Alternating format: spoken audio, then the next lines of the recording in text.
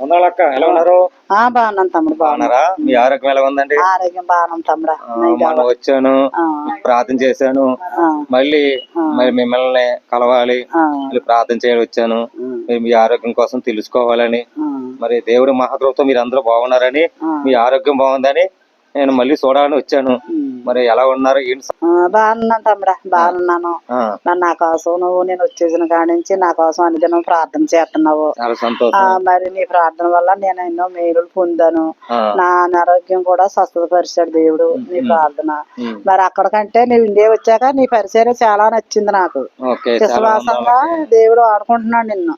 అనేక మంది రాత్రి ఇడియో పెట్టావు, పాపం కళ్ళు లేని అతను, మయాండి సరి లేని అతను, మరి అతను నేను నూనె నోట్లో పోసి దేవుని ప్రసాదం పోసాక అతను ఎంత ఉత్సాహంగా ఉంది నాకు అనేసి దేవుడు నా వైపు తిరగమంటున్నాడని మాట్లాడాడు అతను. మరి నాకు చాలా సంతోషం వచ్చింది తమ్ముడా. మరి గత కాలంలో అయితే నీకు ప్రార్థన చేతం వచ్చేది కాదు, ఓ పాటలు పాడటం వచ్చేది కాదు. ఓ పాట ఎత్తి 4 పాటల్లోకి వెళ్తే నేనే నవ్వేసేదాన్ని అందరికంటే ముందు మస్తకట్టు సంఘంలోను.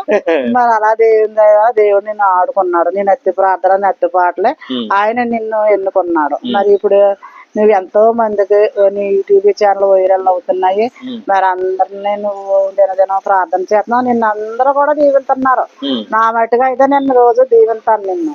మాలాంటి పెద్దోళ్ళు మరి మీరు అక్క అనగా, మరి సంజయమ్మ గారు అనగా, మాంగ అనగా, మరి మేము అందరము మరి పాతోళ్ళం కాబట్టి మాతో నువ్వు ఒక తమ్ముళ్ళలాగా, అందరితోనూ ఒక అక్కలాగా, సొంత సహోదరులాగా, కుటుంబస్తులాగా మసిలావు నువ్వు. మరి దాన్ని బట్టి మరి దేవునికి వందనాలు చెల్లిస్తున్నాను. అలాగే ఇంకా ప్రార్థన మానక తమ్ముడా, నా కోసం ప్రార్థన చేస్తా ఉండు. నీ పరిచర్య కోసం నేను ప్రార్థన చేస్తున్నాను. నువ్వు మళ్ళా తిరిగి మన సంఘంలోకి వెళ్ళాలని కోరుకుంటున్నాను. ఉంటాను తమ్ముడా. చాలా వందనాలక్క, చాలా థ్యాంక్ యూ.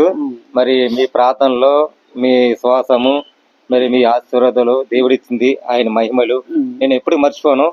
కానీ మీ విశ్వాసం ప్రేమ మరి ఎంతో బలమైంది. మీ ప్రార్థనలో ఎంతో శక్తిమతి అయింది. ఈ రోజు మీరు చెప్తున్న మాట చూసావా, మరి ఎంత చక్కగా మీరు నవ్వువారు. నాకు అలాంటిది దేవుడు ఎంత వాడుకుంటాడంటే అది దేవుడిచ్చిన మహిమ కాదు. దేవుని ఎప్పుడు లెగదీయాలా, ఎప్పుడు వాడబడాలా, ఏ స్థాయిలో నిలబడాలా దేవుడికి తెలుసు. నేను ఎప్పుడు ప్రార్థన చేసేవాడిని అందరికి. ఏంటంటే నేను ఎక్కువగా ప్రతి ఒక్కరికి క్షేమంగా ఉండాలి, వాళ్ళ కుటుంబాల కొరకు ప్రార్థించాలి, వాళ్ళ కుటుంబం అంతా కూడా ఉండాలని మరి ఎక్కువగా మనస్ఫూర్తి వాడుతాను. మరి ఇంత సాక్షిగా మరి ఎంత మీరు మాకు ఇచ్చినందుకు మరి దేవాది దేవుడికి మరి వందనాలు తెలియజేస్తాను. అలాగే చెప్పండి. నిన్ను నీ కుటుంబాన్ని దేవుడు బహుగా దీవించాలి. చాలా థ్యాంక్ యూ. సంఘాన్ని కూడా దేవుడు దీవించాలి. Okay, thank you. వందనాలు. God bless you. వందనాలండి.